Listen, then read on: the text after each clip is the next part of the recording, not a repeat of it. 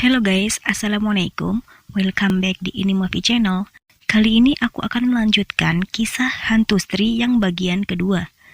Yang belum nonton cerita Hantu Stri bagian pertama, link aku taruh di pojok kanan atas atau di layar akhir video ini atau di kolom deskripsi video ini.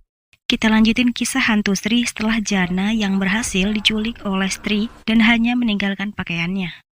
Paginya Ibu Jana terus saja menangisi Jana yang telah menghilang dengan terus memeluk baju Jana. Kemudian Vicky dan Bitu berjalan. Bitu pun bertanya apakah ada hal yang aneh pada wanita itu saat mereka bertemu. Vicky menjawab kalau wanita itu tiba-tiba menghilang dan tak kembali.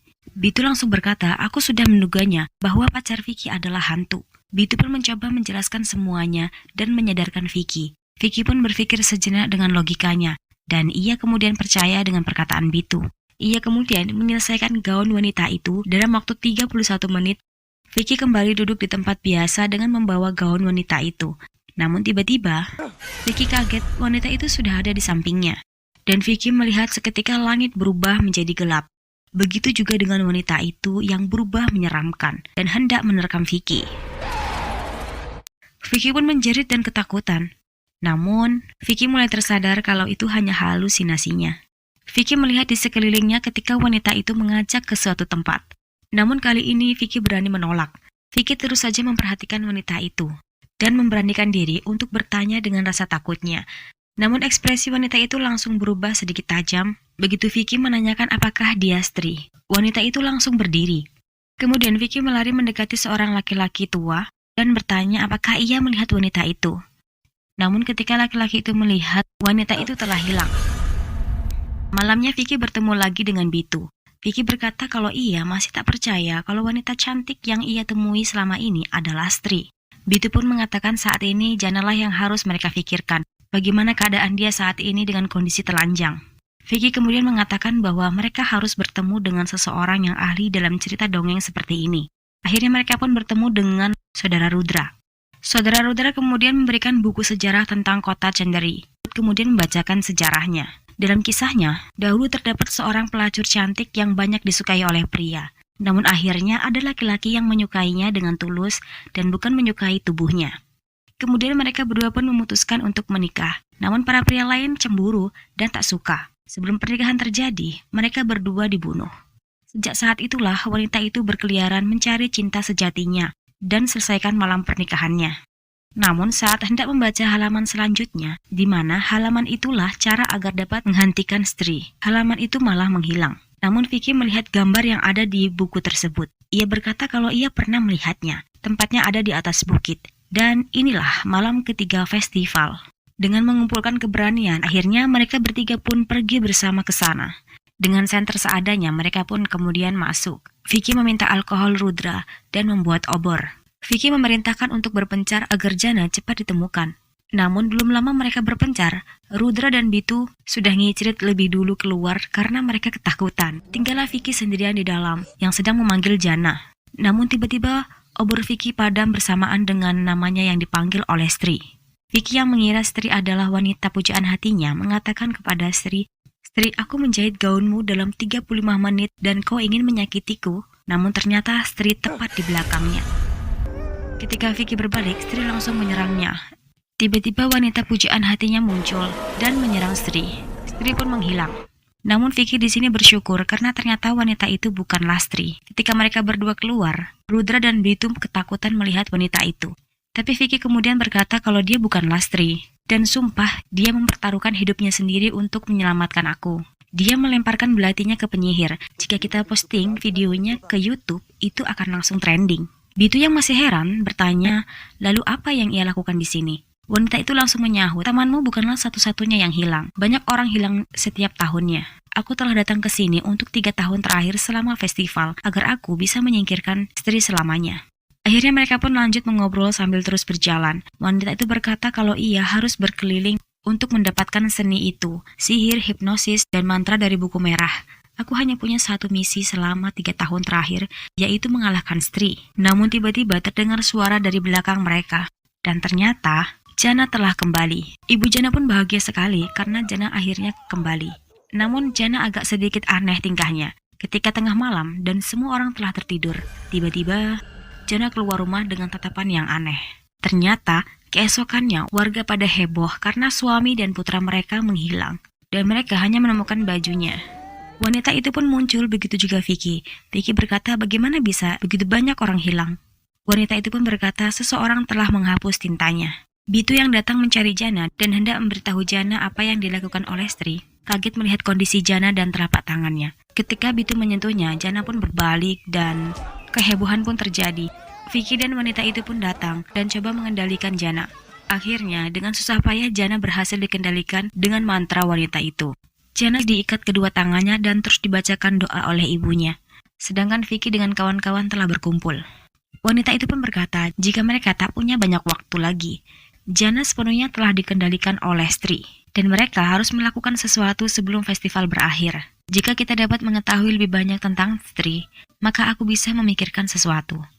Vicky berkata, kami menemukan sebuah buku di perpustakaan Rudra, tapi ada halaman yang hilang. Bagaimana jika kita menemui pria yang menulis buku tersebut? Maka dia pasti akan tahu apa yang ditulis pada halaman tersebut. Mereka pun akhirnya pergi menemui penulis buku itu. Sayangnya penulis tersebut yang mereka panggil Tuan Sastri tidak ingat apa-apa. Saudara Rudra dan yang lain pun berusaha untuk membantu ingatan Tuan Sastri. Dan karena penulis ini tak ingat apa-apa, mereka pun jengkel dan memutuskan untuk pergi dan memaki-maki penulis itu. Penulis macam apa dia? Kita hanya membuang-buang waktu.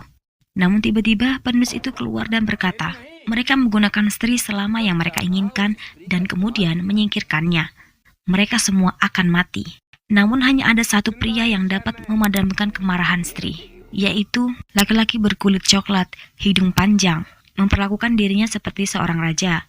Lahir di pelukan pohon oak, cinta memantul di matanya, seorang seniman sejati. Dia adalah pelindung sejati kota ini. Dan ya, dia adalah seorang putra pelacur yang bujangan. Kemudian mereka pun pergi. Di rumah mereka terus berpikir kira-kira siapa laki-laki dengan ciri-ciri yang disebutkan penulis itu. Namun Jana yang juga ada di situ berkata kepada Vicky, bukankah Vicky lahir di rumah neneknya dan ada pohon oak di belakangnya? Kemudian yang lain pun ikut menyamakan ciri-ciri tersebut kepada Vicky. Dan benar, semua ciri-ciri ada pada Vicky. Namun tinggal satu, anak seorang pelacur. Vicky yang tak tahu dirinya anak pelacur berkata cuma itu yang tak sama dengan dirinya. Namun teman-temannya dengan agak takut memberitahukan jika Vicky sebenarnya anak seorang pelacur dan selama ini Vicky tidak mengetahuinya. Vicky yang tak terima jika dia ternyata anak pelacur, ia kemudian marah-marah dan pergi. Dia benar-benar stres dengan kenyataan ini. Namun itu tak berlangsung lama. Ia kemudian berusaha menguatkan dirinya dan berbicara kepada ayahnya, agar ayahnya memberitahukan yang sebenarnya dengan sejujur-jujurnya. Vicky pun mulai menunjukkan kecerdasannya. Ia begitu banyak berbicara tentang Sri, kalau Sri itu bisa membaca, hantu berpendidikan, memiliki IQ rendah, dapat dibodohi. Namun, ujung-ujungnya ia pun bingung apa yang akan mereka lakukan selanjutnya. Saudara Rudra pun kemudian berkata, pernikahan. Sri menginginkan malam pernikahan yang terasa tidak sempurna, dan Vicky lah yang harus melakukannya. Mau tidak mau, Vicky pun akhirnya mau melakukannya. Mereka pun mempersiapkan malam pernikahan untuk Vicky dengan memanggil hantu Sri. Malam pun tiba, semua pintu warga ditutup rapat dan Vicky telah siap dengan kostum pernikahannya. Sebelum mereka semua meninggalkan Vicky sendirian, wanita itu berpesan, nanti ketika Sri datang dan menatap mata Vicky, jangan berpaling melainkan tetap menatapnya. Dan kemudian wanita itu akan membacakan mantra untuk menumpukan Sri. Dan Vicky harus menusuk Sri dengan pisau mengenai hatinya. Dan Sri pun akan mati. Mereka semua pun meninggalkan Vicky sendirian. Dan Sri mulai datang. Namun Jana kembali seperti kerasukan. Dan tiba-tiba Jana datang ke tempat persembunyian Bitu dan yang lain. Sedangkan Vicky kini mulai dipanggil oleh Sri. Sementara itu di dalam, Jana yang kesurupan berhasil dikendalikan oleh wanita itu, namun mereka telah kehilangan Vicky. Tapi Vicky mengirimkan lokasinya melalui WhatsApp Bitu. Sedangkan Vicky yang berada sendirian di kegelapan mulai ketakutan, namun ia terus mencari-cari Sri. Di sini Vicky berpikir jika dia harus menghabiskan malamnya dengan Sri. Ia menyuruh Sri untuk mendekati Vicky dan membuka bajunya satu persatu, disertai jeritan amarah Sri, hingga tinggal celana pendek yang Vicky kenakan. Namun Sri semakin marah dan Vicky mengerti. Ia meminta maaf dan memakai kembali semua bajunya. Dan perlahan Sri pun mendekati Vicky. Mereka pun saling bertatapan. Tiba-tiba dari belakang, Sri diserang oleh wanita itu. Dan Sri pun tak berdaya. Tapi Vicky tak tega ketika wanita itu menyuruhnya untuk menusukkan pisau ke hati Sri. Hingga terlalu lama mereka berdiskusi, Sri kembali sadar dan marah. Sri pun hendak menyerang wanita itu, namun dihalangi oleh Vicky. Dengan wajah yang menyeramkan, Vicky berusaha menatap mata Sri. Namun Sri terus saja berteriak dengan amarahnya. Vicky pun meneriaki Sri balik dan menyuruhnya untuk diam. Namun Sri kembali menyerang wanita itu. Namun Vicky berhasil memotong kepangan Sri. Dan ia pun menghilang bersamaan dengan Jana yang sadar. Sri tidak mati, dia akan datang lagi tahun depan. Wanita itu berkata kalau Sri dia hanya lapar untuk satu hal. Tidak, dua hal. Vicky menambahkannya, yaitu cinta dan rasa hormat, yang mana kota ini tidak pernah memberikannya. Dan begitulah kesalahan terbesar kota ini. Dan jika kota ini memberikan rasa hormat, maka Sri akan pergi dengan sendirinya. Kemudian mereka tiba-tiba mendengar sesuatu. Rupanya suara itu berasal dari mereka. Akhirnya para lelaki yang diculik oleh Sri kembali dengan selamat tanpa pakaian. Dan Vicky pun juga yang lain mendapat penghargaan. Vicky dan teman-teman pergi mencari wanita itu yang sedang duduk sendirian mengenakan gaun jahitan Vicky. Saat mereka sedang berbicara, bis pun datang dan wanita itu naik.